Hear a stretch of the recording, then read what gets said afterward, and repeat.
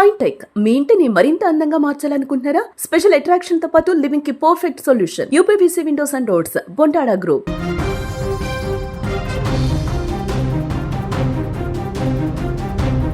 ప్రేమించుకున్నారు, పెళ్లి చేసుకున్నారు, 100 ఏళ్లు కలిసి బతుకుదామని బాసలు చేసుకున్నారు. కానీ ఆ 3 ముళ్ల బంధం 3 నాళ్ల ముచ్చటగానే మిగిలిపోయింది. కట్టుకున్న భర్తే కాలయముడయ్యాడు.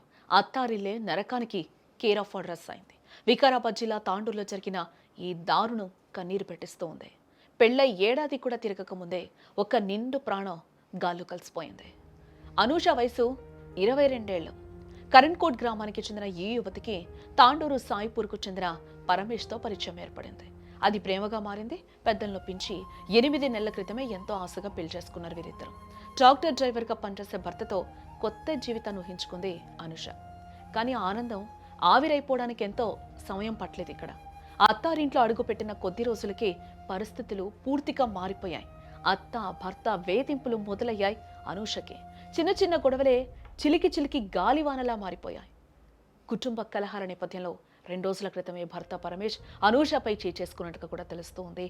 ఆ దెబ్బలు తాళలేక, నొప్పు లేక మనసుకైన గాయమో తెలియదు, కానీ అనూష అపస్మారక స్థితికి చేరుకుంది.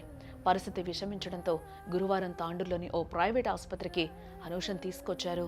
బట్ అప్పటికే ఆమె ప్రాణాలు విడిచిందని డాక్టర్లు కూడా నిర్ధారించారు. కట్టుకున్న భార్య చనిపోయిందని తెలిసి కన్నీరు పెట్టాల్సిన భర్త అక్కడి నుంచి పిరికి వడలా పారిపోయాడు. అనూష మృతదేహాన్ని అక్కడే వదిలేసి పరమేశ పరారయ్యాడు. విషయం తెలుసుకున్న అనూష కుటుంబ సభ్యులు ఆసుపత్రికి చేరుకుని బోరున విలపిస్తూ ఉన్నారు.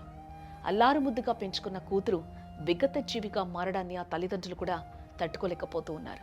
ఇది ముమ్మాటికి హత్యేనని, తమ కూతుర్ని పొట్టన పెట్టుకున్న అత్త భర్తలను కఠినంగా శిక్షించాలని కూడా అనూష కుటుంబ సభ్యులు డిమాండ్ చేస్తూ ఉన్నారు.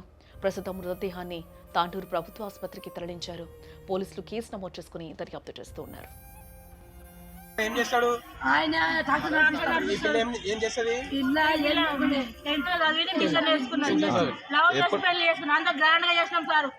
ఏమైనా ఇంత ముందు కొట్టిండా?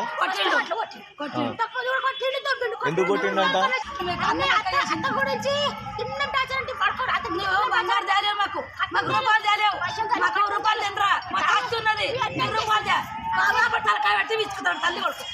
అదనపు వనకట్నం అడిగేదా? లేదు, నా పెద్ద లేదు, మేము కన్న కూలి చేస్తాం సార్.